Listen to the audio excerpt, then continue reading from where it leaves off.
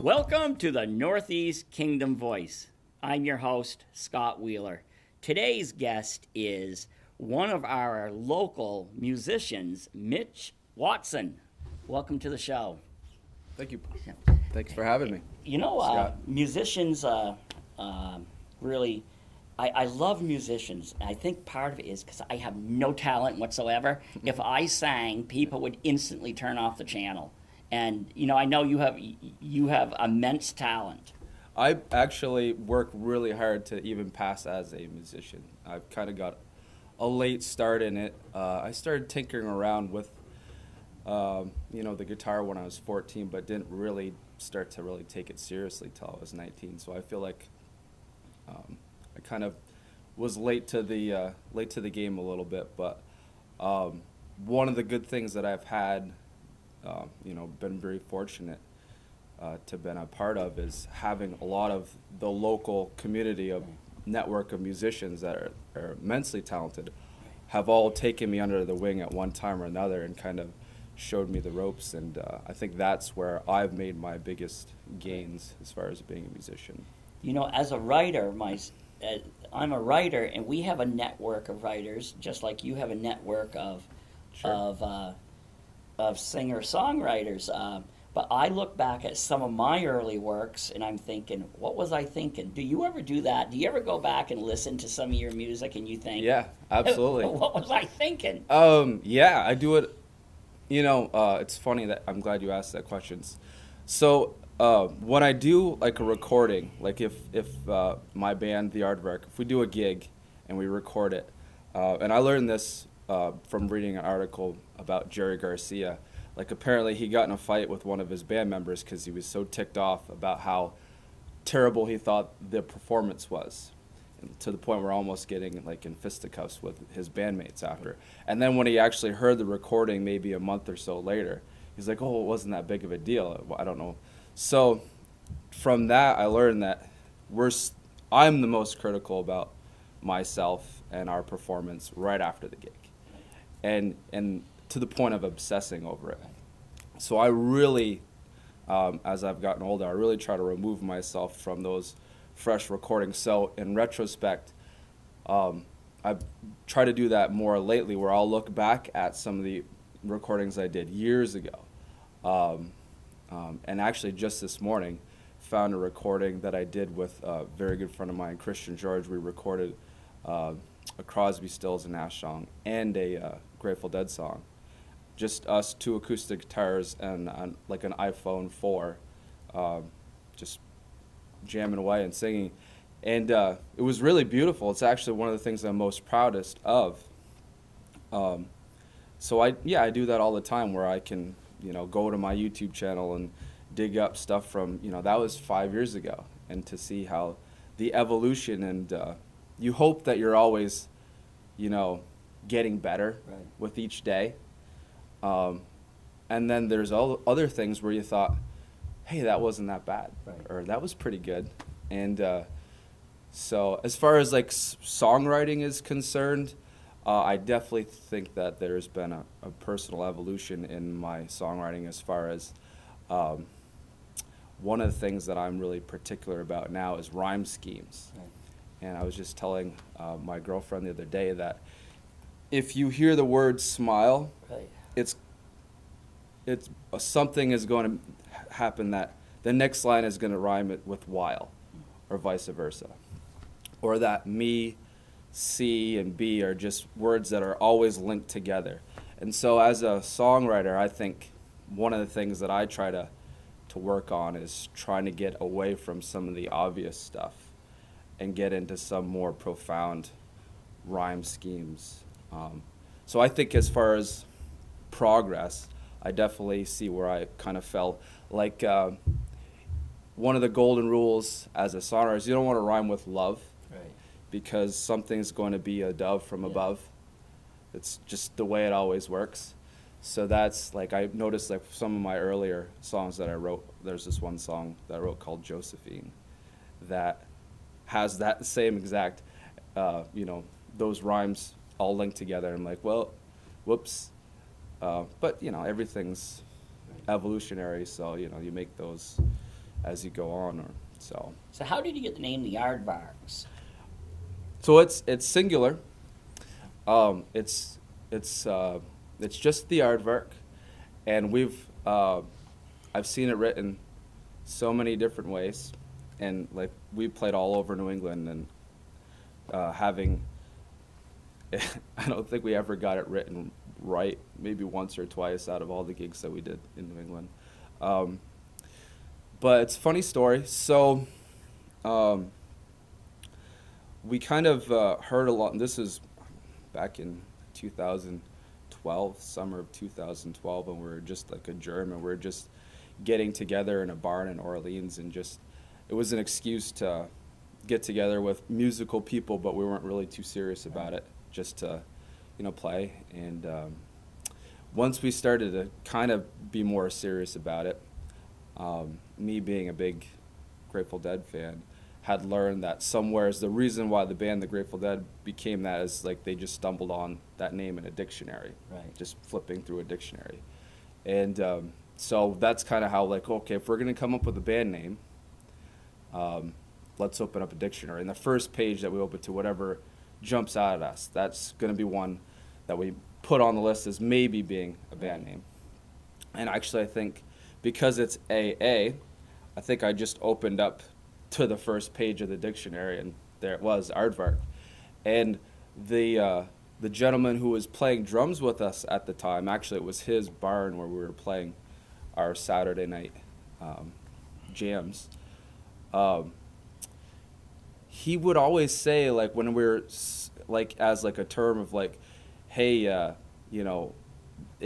that's an aardvark, or that's aardvark. I'm like, what does that even mean? And it's like, it's a mashup of a lot of different things, like, because I like this kind of music, and Donnie likes that kind of music, and you like this kind of music, but all of us together, it's like aardvark.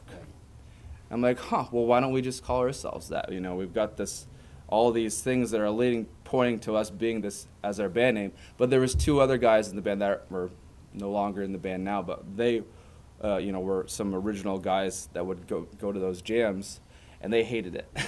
They hated that name. So they're, well, let's do this, and then I think we just put like maybe 5 potential band names in a hat, and then my girlfriend at the time, we just had her, reach into the hat, and whatever was going to pull out, that was going to be as fate would decide it. And so that's kind of how she pulled out the aardvark. And as with the music for me, like there's so many talented people that have participated and helped, make this whole thing happen, the aardvark. But they're all super talented, and they're all doing other projects too.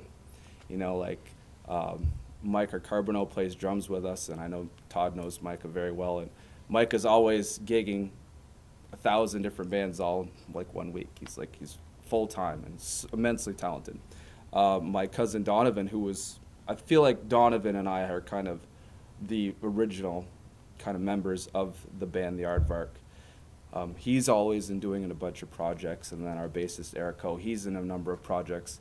So I'm kind of the guy that this is kind of where I fit in, and I don't end up doing a lot of thousands. I don't, so this is where so when it's come to the points where I could try to do this and name it something else, just been like so much invested into getting this project going, getting this band happening. And so,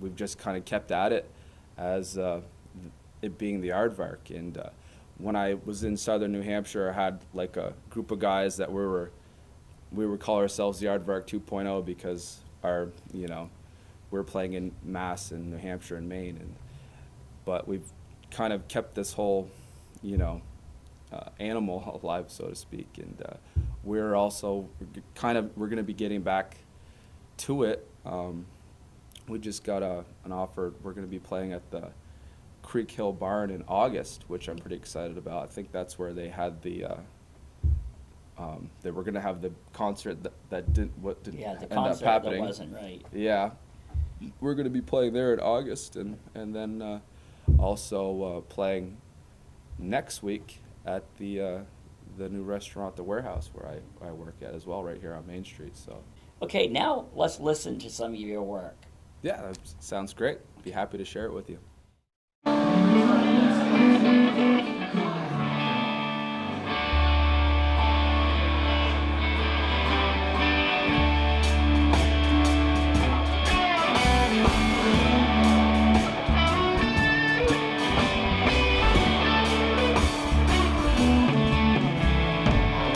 Good day and I had a good time. Me and my baby, we made up our mind. Waiting for the sun to set tonight. Yeah, it's alright.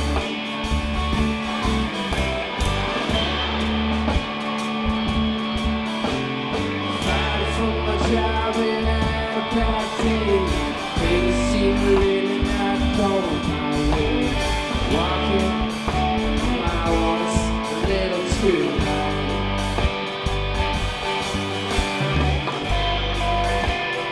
Maybe it's alright.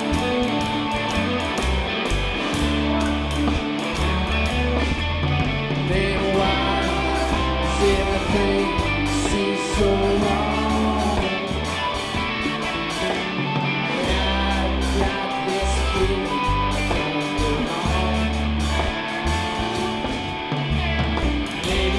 Just being too polite. Won't you come to a big and we'll have a good time? 'Cause baby,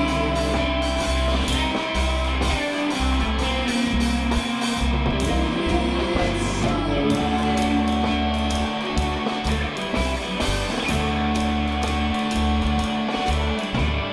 Feels like you've been turned into gold. The winds in the house could make you feel bold. Hold onto your arms, very tight. It's alright.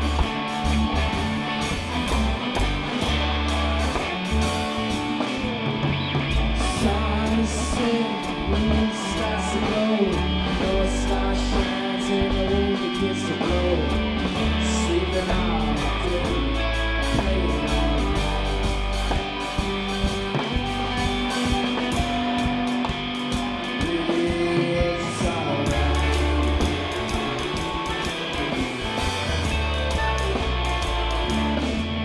Just right the sky. Never ask me to go. I know you're the best thing I've seen all night. I'm another drink, but we can't get out right, 'cause baby,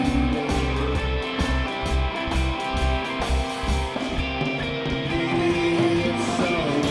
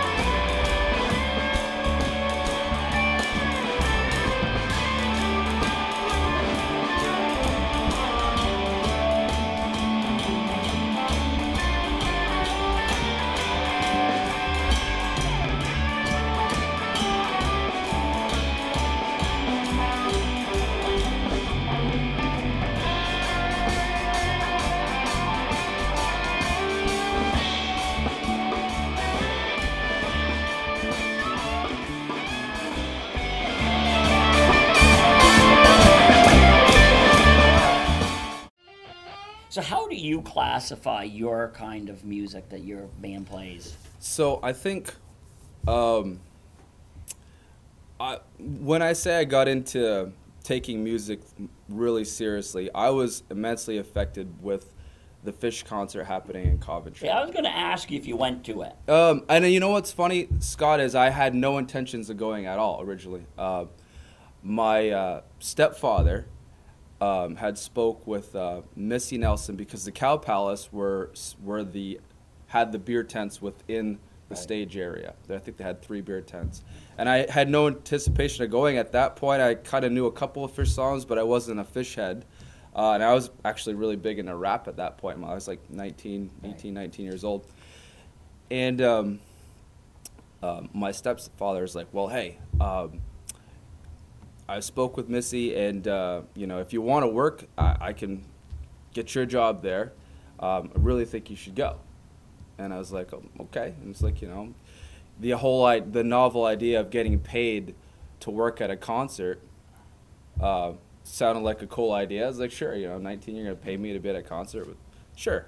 And so I went there, and in all honesty, Scott, it wasn't even the music. At that point, my 19-year-old brain of understanding music was MTV and what was on the radio, and listening to Todd's voice on the radio and what he was choosing for me to listen to.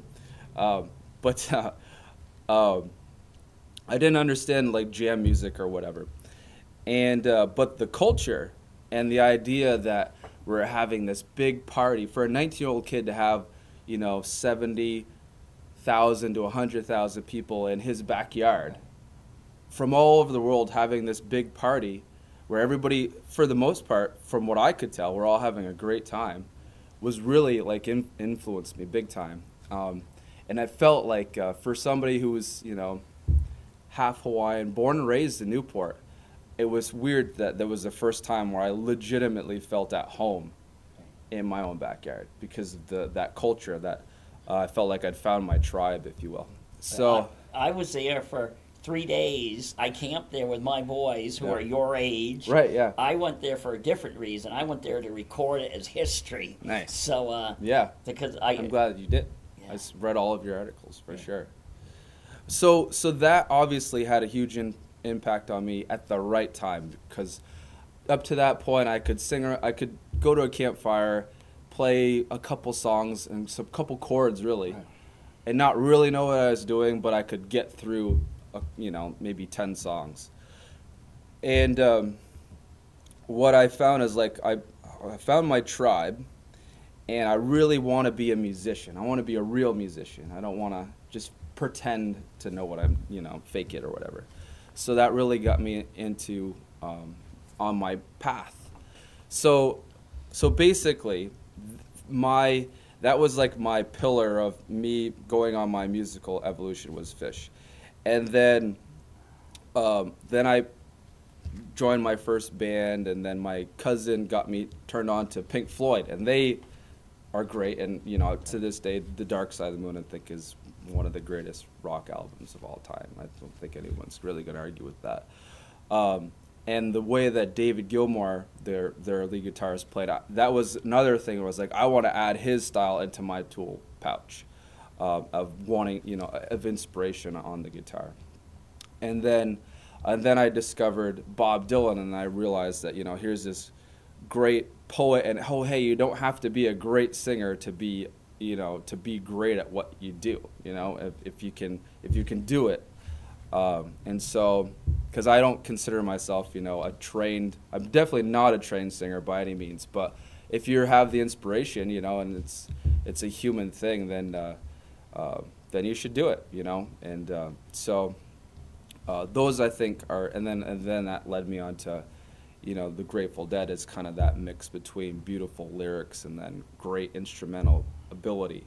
And so I think if in my idea, the aardvark is kind of inspired for me with like the jam band vibe of like a Fish or a Grateful Dead, and then being inspired lyrically by, having poetry, with the lyrics like not Bob Dylan, but at least in that vein of trying to, be poetic and not just be cliche with the be me sees and smile been a while stuff, Um, but that's on an original level. However, when you add other bandmates that have their own inspirations and their own ideas of what they believe it should be, and then you also add that you're essentially a bar band playing in bars in New England, and mostly rural bars, Right. where then you have, that's what I've learned as a musician as I've gone on, is that there's so much give and take between what is your creative inspiration and then on the flip side what you have to give the audience, the listener, and walking that fine line. And hopefully those worlds meet up more times than not.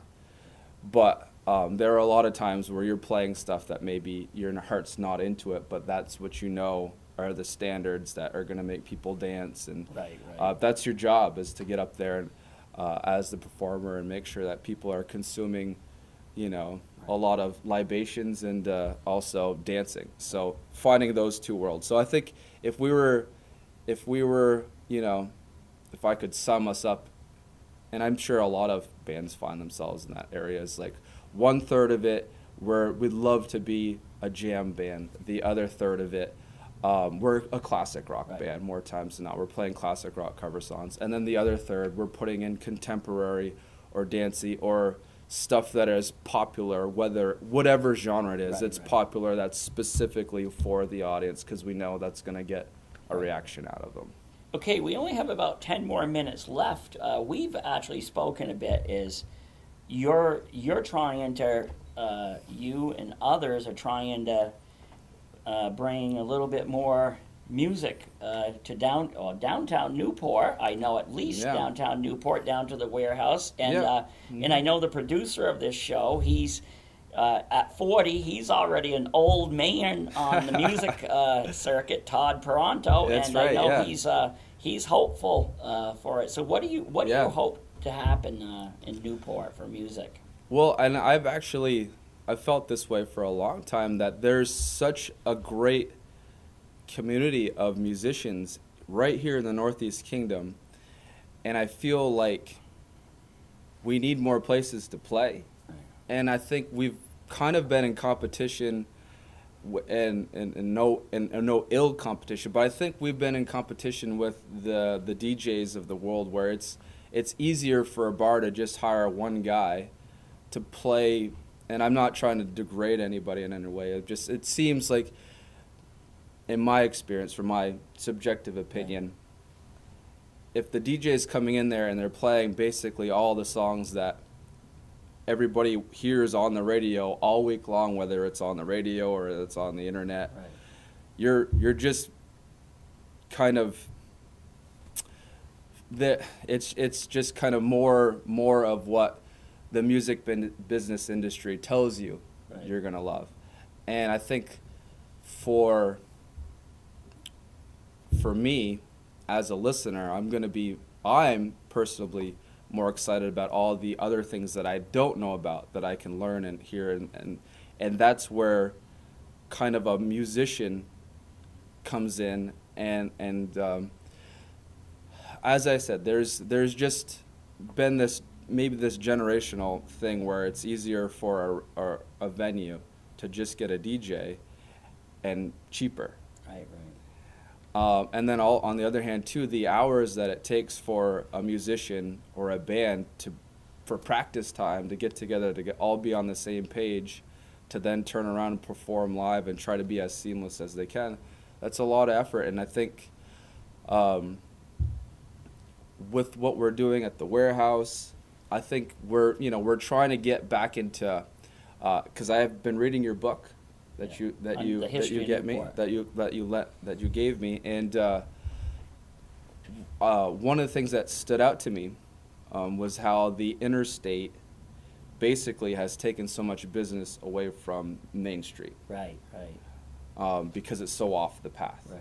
And how do we get Main Street back into being a vibrant, like when I was a kid, in the 90s, and it could be just because I was a kid in the 90s, but to me, Main Street, Newport, and maybe downtown Burlington were like one and the same, as far as like if you go to Burlington and walk down you know, Church Street or whatever in Burlington, there's live music at every place, and good music at every place, and that, to me, that had that same kind of atmosphere and energy in Newport too. They had the Nickelodeon and Jasper's, and you could walk down Main Street Newport on a Friday or a Saturday night and still have something similar, maybe on a smaller scale, but something similar.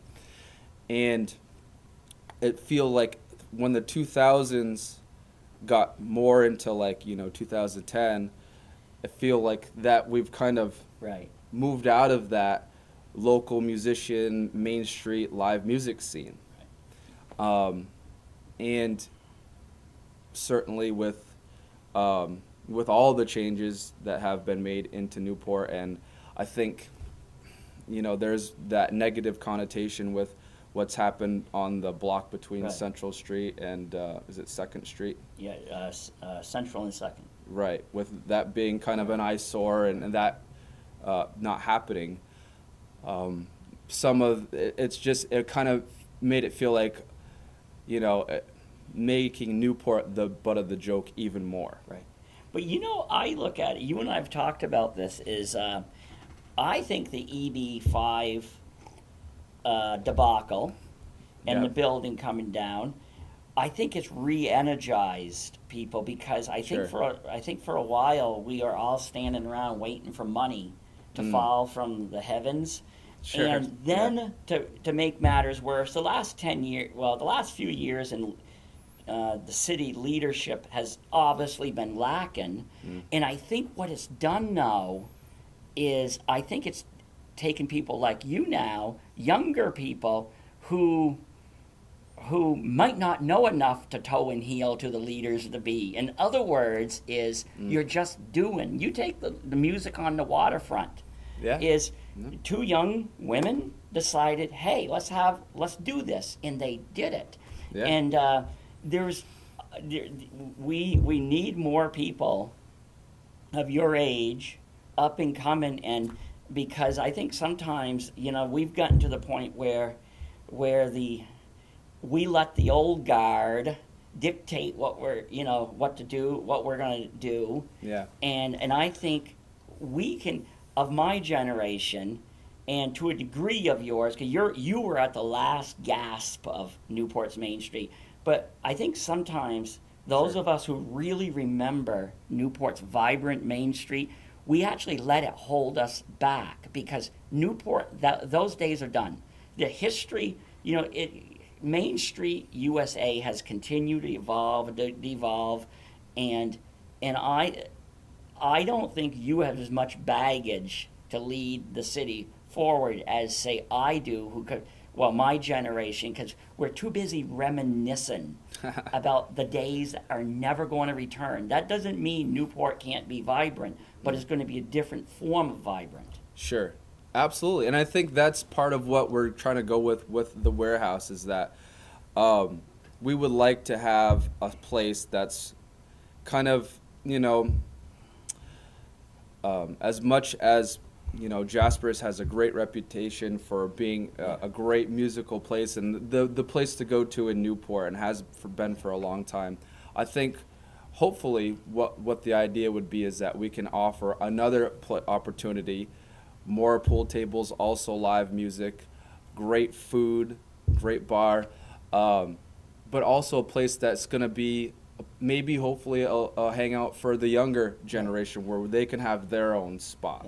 You know, and I see a lot of people like Derek Campbell, Pam McCann in St. Johnsbury area, really, Lindenville, really being engaged in community events and organizing and trying to, and successfully, really breathing a lot of life back into those areas, those hard-trodden areas, and the music aspects. And I would hope that I'm certainly engaged myself, but anybody that has that same kind of mindset moving forward and adding, getting us, you know, back into that mode of embracing live music, and it's happening. I mean, I see a lot more places now that all are offering live music, whether it's the Warehouse or Jasper's or the Tavern or East Side or the American Legion. I mean, Yeah, right. Essex House. It's coming back And for you'll sure. go up to Pie and Pasta. There's Pie and usually Pasta. somebody, Yeah. somebody there. No, but you're right. You know, as we wrap up, a lot of people, you know, so many people talk about all that is negative about Newport. Yeah, there is. But on the other hand, the opportunities, I think, Sure. downtown Newport, I think, has so many opportunities. As you know, some people really get tired of me being the rose-colored glasses guy, but I just, you know, I know when I visit my kids in northern Maine, we have to pass through once thriving communities. They were once boomtown, logging towns, and I look at them and I think, what, you know, how can you reinvent yourself? And some of those towns, I cannot, for the life of me, figure out what they could do because. Yeah. But when I look at Newport, I'm thinking with you know, great leadership and vision, whether it be from the people who are supposed to lead or just from the ordinary citizens. I look at it as a very viable place for a lot to happen. And as I said, I think the EB5 debacle and the leadership issues, I think, has actually really moved people in the right direction. I think there's an increasing number of people stepping up to the plate, and they're trying to think outside the box. Sure. Well, you know, and one of the things, because I know we're wrapping up here, one of the things, Vermont's greatest export is its college-educated kids. Right. What I'm seeing more lately, since I've moved back to the area, is that a lot of those college-educated kids are actually staying in Newport, surprisingly enough, and offering their ideas and their fresh outlook on what they see, what they would like to see the community kind of direction and molded. Right. And I think that's great. And I think that the leadership, the senior leadership of Newport should embrace that wholeheartedly. The fact that their grandkids are excited and engaged about being part of their community is a good thing, and that's what Newport needs, number one. And then also, I've been talking a lot about the live music. One of the things that we got started, which was kind of more about out of demand than anything else, is when we were tinkering around ideas of what we should do at the warehouse as far as should we do an open mic, do live music. One of the things that kept coming up is people wanted to see a karaoke night. Yeah. And, you know, it wasn't my first choice, but I was like, well, I have the tools, and with Frank and Michelle Riccardi, the owners of the warehouse and Lagos, they said, well, let's give it a go, let's try it out, let's see what happens. We've done it now for maybe 2 months now, and there's great talent and musicians that we have here in the NEK that always blow my mind, but there's been some seriously great singers too that the last couple weeks just show up out of nowhere, and these great booming voices, and I'm like, if I could get these singers and these great musicians all to team up, you know, we would have some really great things going on there. And so I think one of the things that what I'm seeing, what I'm excited about as, you know, maybe a younger member of the community, but I'm getting older too, is to see I'm amazed at all the talent of artists and musicians, and there's a plethora of talent here, and I think Newport, if we were smart about it as a community, really should try to cultivate and facilitate that artisticness as much as possible, and not just the nuts and bolts of the daily grind that life has. So places like NEK TV and anything, you know, music on the waterfront, and anything that we can do to really cultivate that artisticness that we have in the area, I think is a good thing, and we should do it. And you remember, I offered the warehouse my services if people don't want to leave at the end of the night, I will karaoke, and I will guarantee you, Everyone says that. we will clear that place out. Everyone says that, and nobody's ever as bad as they say. Oh, let me put it this way: I'd have to have a few drinks even before I got up to a mic and tried to sing. I have your 2 fiddleheads, no problem. Yeah.